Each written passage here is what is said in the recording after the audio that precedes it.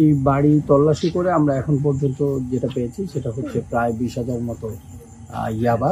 একদম এখন পর্যন্ত যে কাউন্টিং চলছে তাতে 19,000 ইয়াবা পাওয়া গেছে। এছাড়াও ইয়াবার গুঁড়া পাওয়া গেছে। এছাড়াও দেশীয় অস্ত্র, ধারালো অস্ত্র পাওয়া গেছে।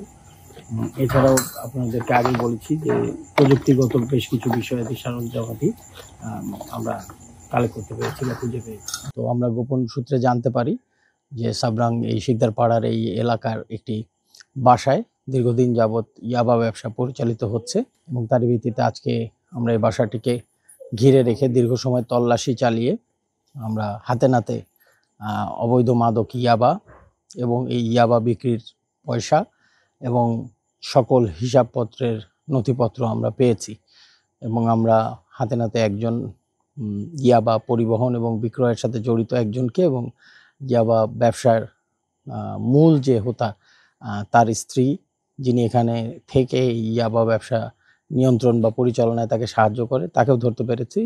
তবে কথিত জুবায়েরকে আমরা ধরার জন্য অভিযান জারি রাখব।